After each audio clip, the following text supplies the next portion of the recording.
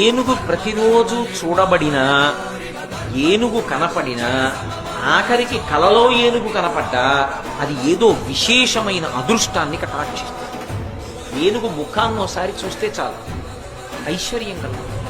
Hi friends, this is Vijaya from Indoqatar projects private limited, Hyderabad.